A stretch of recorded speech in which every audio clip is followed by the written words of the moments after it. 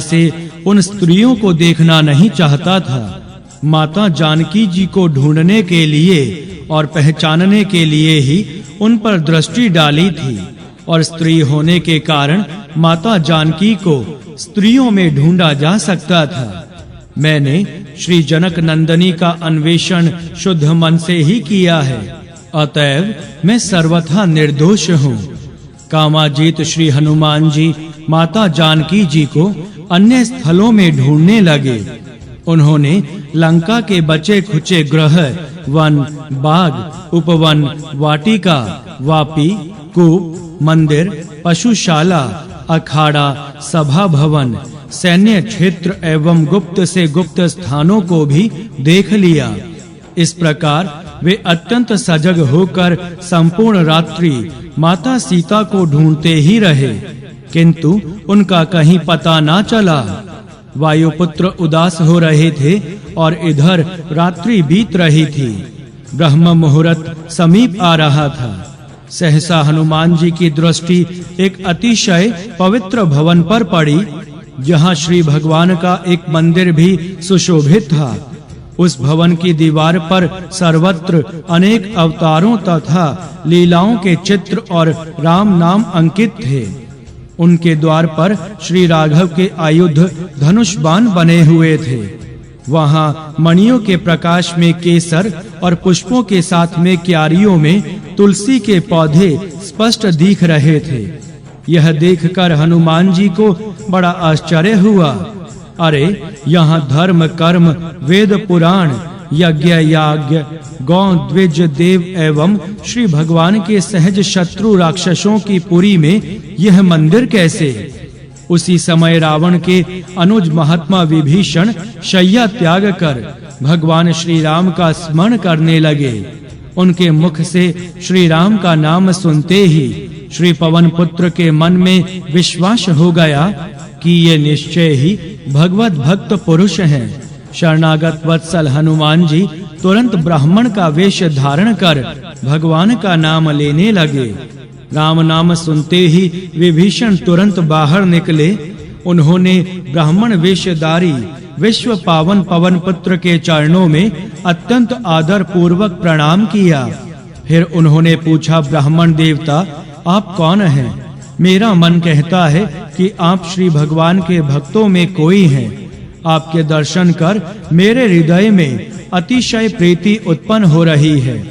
अथवा आप अपने भक्तों को सुख प्रदान करने वाले स्वयं मेरे स्वामी श्री राम ही तो नहीं हैं, जो मुझे कृतार्थ करने यहाँ पधारे हैं। कृपया मुझे अपना परिचय दीजिए। संसार भय नाशन श्री अंजना नंदन ने अत्यंत प्रेम पूर्ण मधुर वाणी में उत्तर दिया, मैं परम पराक्रमी पवन देव का पुत्र हूँ। मेरा नाम हनुमान है। मैं भगवान श्री राम की पत्नी जग जननी जानकी जी का पता लगाने के लिए उनके आदेशानुसार यहाँ आया हूँ। आपको देखकर मुझे बड़ी प्रसन्नता हुई। कृपया आप भी अपना परिचय दीजिए। भगवान श्री राम की स्मृति से एवं उनके दूत हनुमान जी को सम्मुख देखकर विभीषण की विचित्र स्थिति हो गई। उनके नेत्रों में प्रेमाश्रु भर गए, अंक पुलकित हो गए और वाणी अवरुद्ध हो गई। किसी प्रकार अपने को संभालकर उन्होंने अत्यंत आदर पूर्वक कहा, हनुमान जी, मैं राक्षस राज रावण का अनुज अधम विभीषण हूँ, किंतु आज आपके दर्शन कर मैं अपने सौभाग्य की प्रशंसा करता हूँ। मैं तो इस असुरपुरी में दांतों के मध्य जीभ की भांति जीवन के दिन व्यतीत कर रहा हूँ। विभीषण जी ने हनुमान जी से कहा, पवन पुत्र, मैं राक्षस कुलोत्पन्न तामसिक प्राणी हूँ। मुझसे भजन होता नहीं और अशरण शरण भवाधीप पोत प्रभु के चरणों में मेरी प्रीति भी नहीं है। फिर क्या दया धाम सीतापति श्री राम कभी दीनहीन असहाय निरुपाय और सर्वथा अनाथ जानकर मुझ पर भी कृपा करेंगे? क्या मुझे भी उनके सुर मुनि सेवित चरण कमलों की पावनतम रज प्राप्त हो सकेगी? इतना तो मेरे मन में सुदृढ़ विश्वास हो गया कि भगवत कृपा के बिना संतों का दर्शन नहीं होता। आज जब करुणामय श्री राम ने मुझ पर अनुग्रह किया है, तभी आपने कृपा पूर्वक स्वयं मुझ अधम के द्वार पर पधारने का कष्ट स्वीकार किया है। भक्तानुकंपी श्री पवन पुत्र भक्त विभीषण की भगवत प्रीति देखकर मन ही मन पुलकित थे। उन्होंने विभीषण से अत्यंत प्रीति पूर्वक मधुर वाणी में कहा, विभीषण जी, आप बड़े भाग्यवान हैं। जिन करुणावतार प्रभु की भक्ति योगेंद्र मुनींद्रों को भी सुलभ नहीं, वह प्रभु चरणों में अद्भुत भक्ति आपको सहज प्राप्त है। भगवान श्री राम जाति पाति कुल मान बड़ाई आदि की और भूलकर भी दृष्टि नहीं डालते। वे तो बस निश्चल हृदय की प्रीति, केवल शुद्ध प्रीति चाहते हैं और इस प्रीति पर वे भक्तों के हाथों बिक जाते हैं, उनके पीछे पीछे डोलते हैं। आप देखिए ना, भला मैंने किस श्रेष्ठ वंश में जन्म लिया है। सब प्रकार से नीच चंचल वानर हूँ। यदि प्रातः काल कोई लोगों का नाम भी ले ले तो उसे उपवास करना पड़े। इस प्रकार के मुझ अधम पर भी भक्त वत्सल प्रभु ने कृपा की है। उन्होंने मुझे स्वजन और सेवक बना लिया।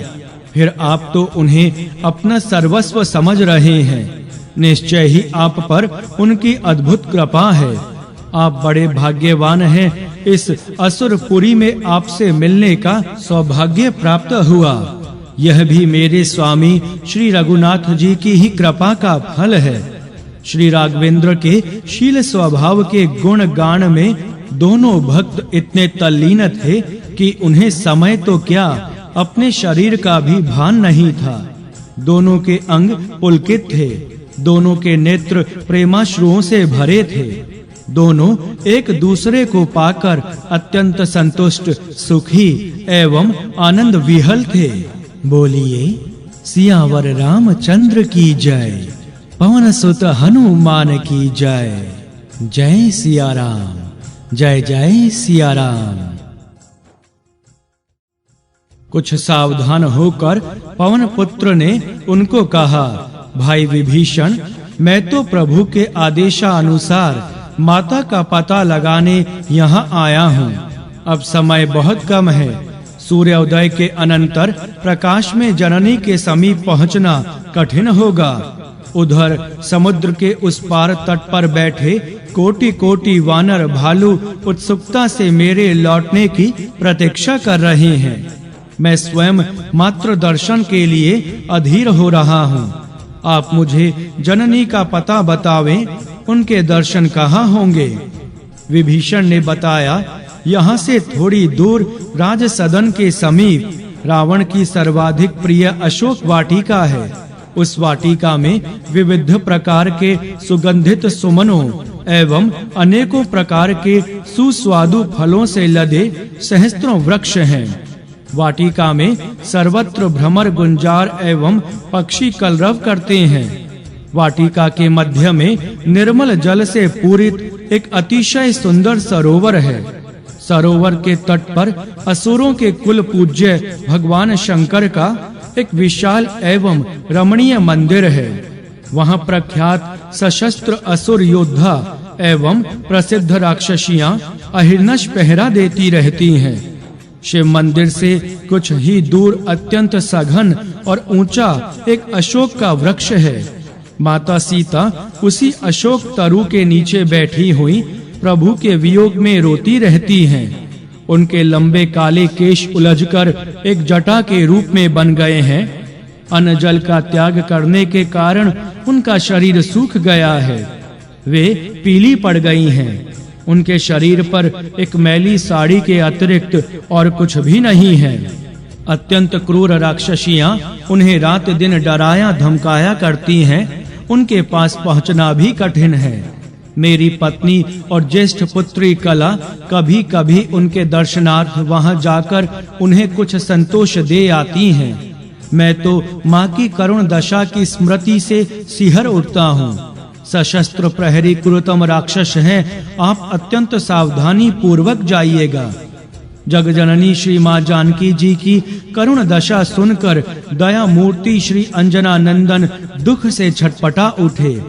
उन्होंने विभीषण को गले लगाते हुए कहा, विभीषण जी, आप चिंता ना करें। उन सर्वसमर्थ प्रभु की दया से मैं जननी के दर्शन कर लूंगा। श्री हनुमान जी ने पुनः छोटा रूप धारण किया और अशोक वाटिका के लिए तीव्र गति से चल पड़े। बोलिए सियावर रामचंद्र की जय, पवन सुत हनुमान की जय।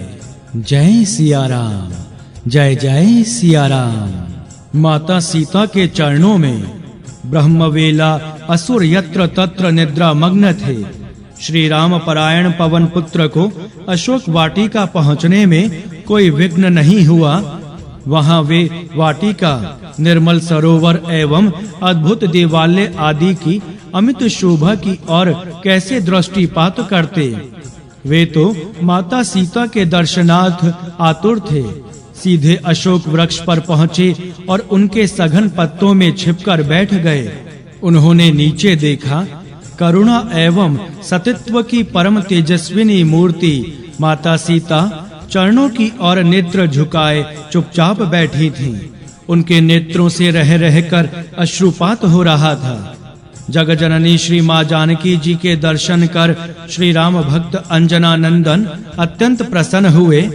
उनके आनंद की सीमा ना थी।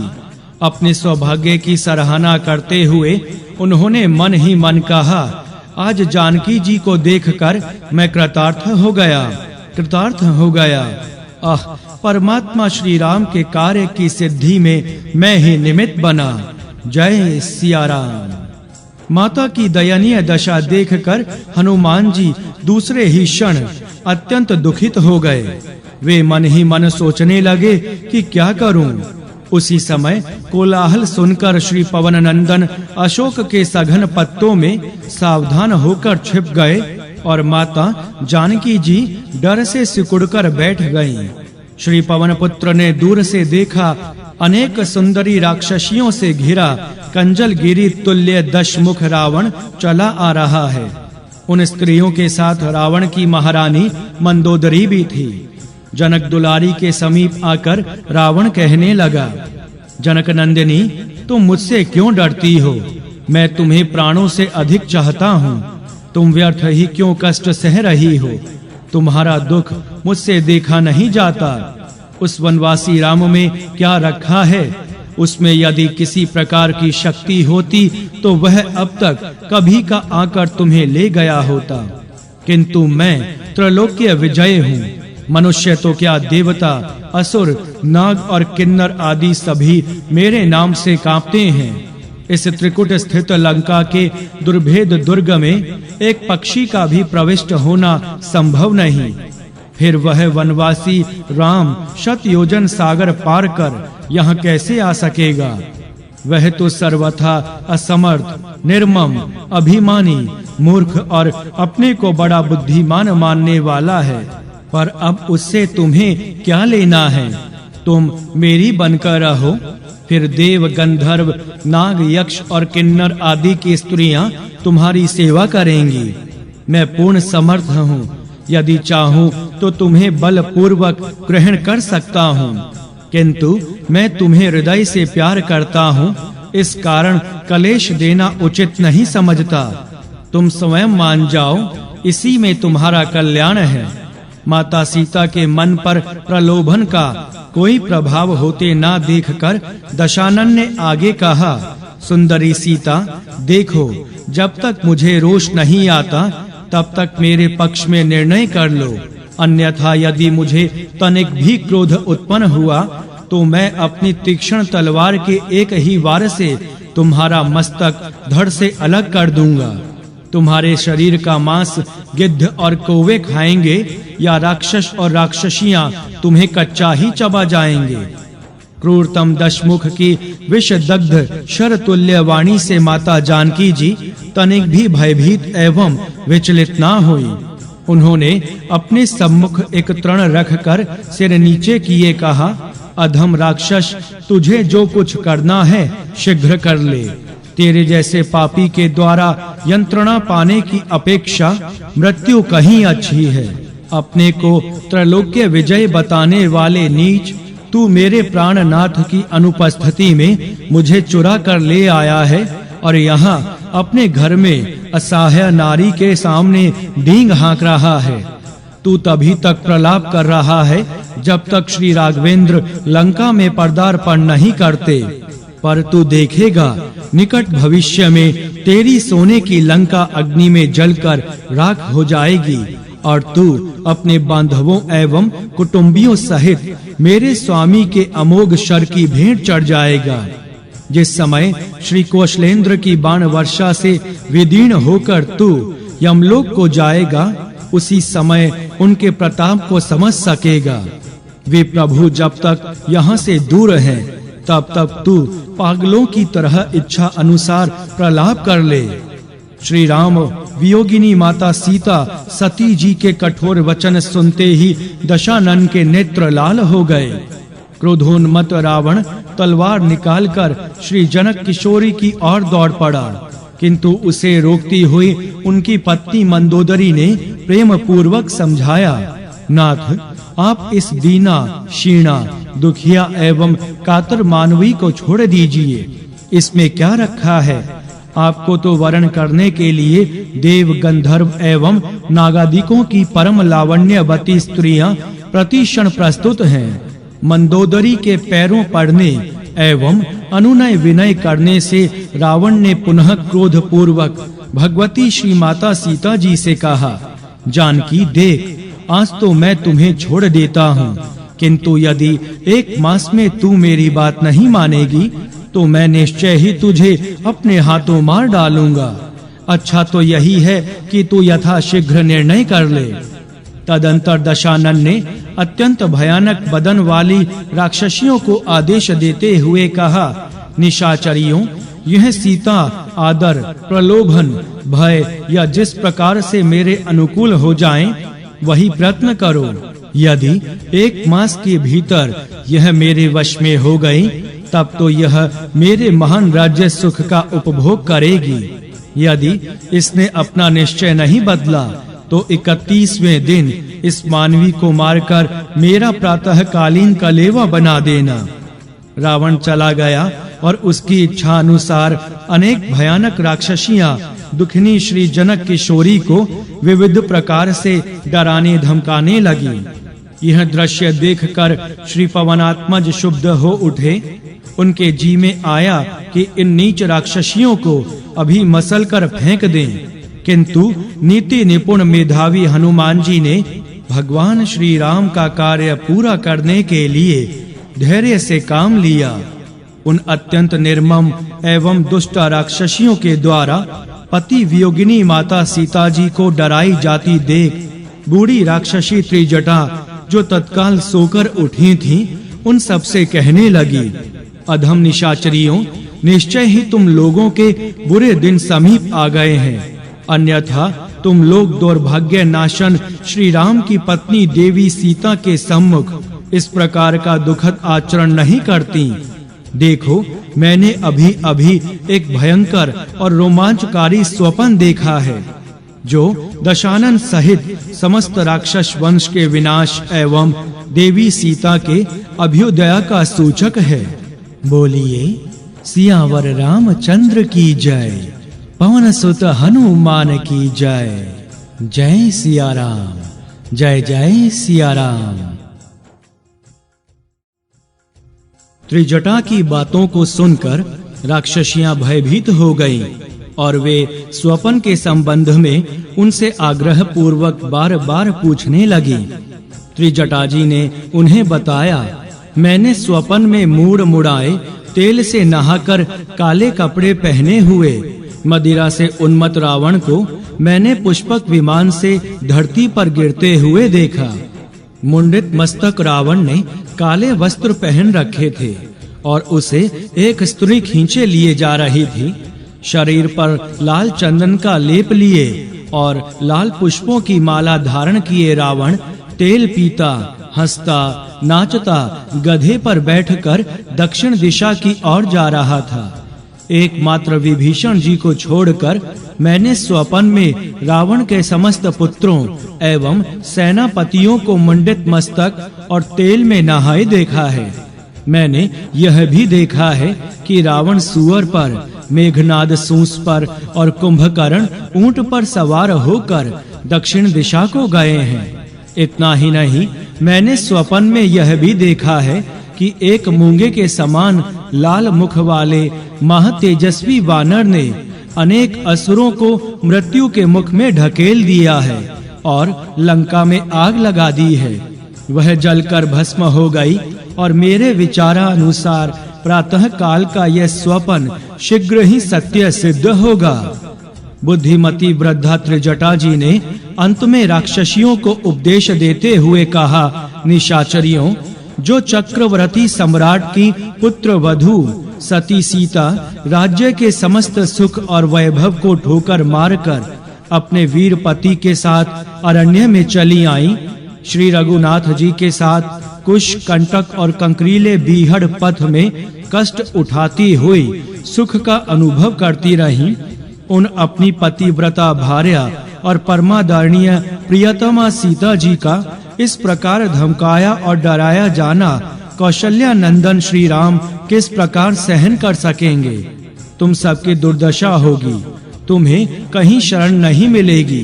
अतः इन्हें कठोर एवं दुर्वचन कहना छोड़कर इनका सम्मान करो, इनके साथ मधुर वाणी का व्यवहार करो और इन विधे नंदनी से कृपा और क्षमा की याचना करो, इसी में तुम लोगों का हित है।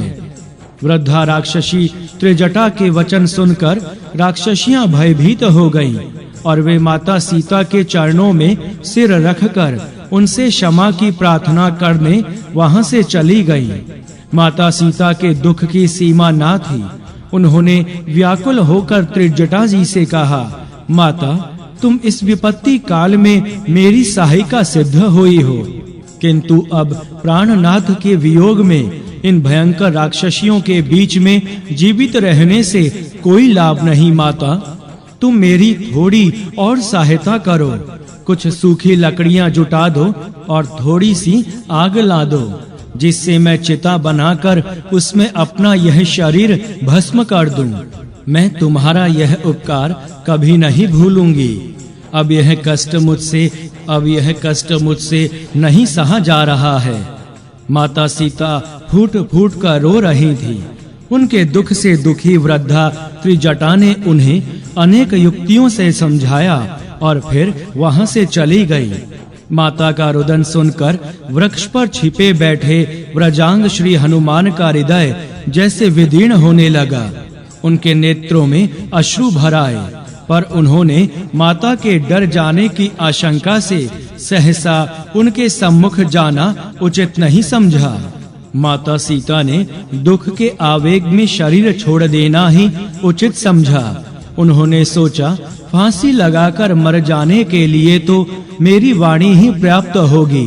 प्राण त्याग देने का निश्चय कर दुखिनी श्री विदेह नंदनी उठकर खड़ी हो गईं। उनके नेत्रों से आंसू बह रहे थे। माता को इस प्रकार प्राणांत करने का निश्चय करते देखकर सूक्ष्म रूपधारी पवन पुत्र अत्यंत मधुर स्वर में कहने लगे, प्रख्यात इक्ष्वाकु कुल वंशोत्पन्न चक्रवर्ती सम्राट महाराज दशरथ बड़े प्रतापी और धर्मात्मा थे। उनके त्रैलोक्य विख्यात श्री राम, लक्ष्मण, भरत और शत्रुघ्न देवताओं के समान शुभ लक्षणों से संपन्न 4 पुत्र हैं। उनमें बड़े भाई श्री राम अपने अनुज लक्ष्मण तथा अपनी प्राणाधिका सहधर्मिणी जनक दुलारी के साथ पिता की आज्ञा का पालन करने के लिए राज्य त्याग कर वन में आए।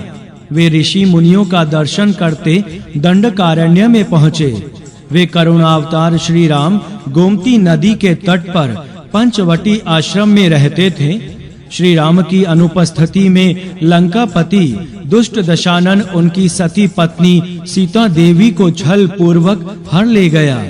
लौटने पर कुटिया में श्री सीता माता को ना पाकर श्री राम व्याकुल हो गए। लक्ष्मण जी के साथ श्री मां सीता को ढूंढते हुए शोकाकुल श्री राम मार्ग में जटायु को परम धाम भेजकर ऋषयमुख पर्वत पर आए। वहां कपिराज सुग्रीव से उनकी मैत्री हुई। सुग्रीव जी का बड़ा भाई बाली उनका शत्रु था।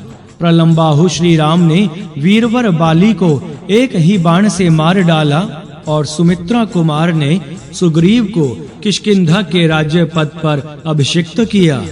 किष्किंधा के राजा वानरराज सुग्रीव ने विदेह नंदनी श्री मां सीता जी का पता लगाने के लिए कोटि-कोटि वीर वानर भालुओं को चारों दिशाओं में भेजा। मैं उन्हीं कपिराज सुग्रीव का भेजा हुआ एक तुच्छ वानर हूँ। मार्ग में जटायु के भाई संपाति जी से भेंट हुई। उन्होंने जनक नंदनी का पता बताया। उन्हीं के निर्देशानुसार माता सीता को ढूंढते हुए विभीषण से भेंट हो गई। उनके बताए अनुसार मैंने यहाँ आकर महारानी माता सीता का दर्शन प्राप्त किया। उनका दुख देखकर मेरा धैर्य छूटा जा रहा है, पर मेरी यात्रा सफल हो गई। प्राणाराध्य श्री राम का वृतांत सुनकर माता जानकी के आश्चर्य की सीमा ना रही। वे मन ही मन सोचने लगी, यह सत्य है अथवा मैं स्वप्न देख रही हूँ, पर नींद तो मुझे आती नहीं। फिर स्वप्न कैसे देख सकती हूँ? जब मैं सुस्पष्ट वाणी सुन रही हूँ तब यह भ्रम भी नहीं। माता ने कहा, जिन महाभाग ने मेरे प्राणनाथ का अमृतोपम संवाद सुनाया है वे मेरे सम्मुख आए। माता सीता का आदेश पाते ही श्री राम भक्त हनुमान जी धीरे-धीरे वृक्ष से उतरे। उन्होंने अत्यंत श्रद्धा और विनय पूर्वक माता सीता जी के चरणों में मस्तक झुकाकर प्रणाम किया। अनेकों कुटिला राक्षसियों के बीच पति वियोग से दुखिनी श्री जनक नंदनी अपने सम्मुख विद्युत पुंज के समान अत्यंत पिंगल वर्ण वाले एवं पक्षी के बराबर आकार के वानर को देखा तो वे सहम गईं। वानर के नेत्र तपाए हुए स्वर्ण के समान चमक रहे थे। उन टेढ़े मुख वाले नन्हे से वानर को देखकर माता ने सोचा, मुझे छल पूर्वक फंसाने के लिए मायावी रावण ने यह माया रची है। अवनत वदना माता सीता व्याकुल होकर सिसकने लगी।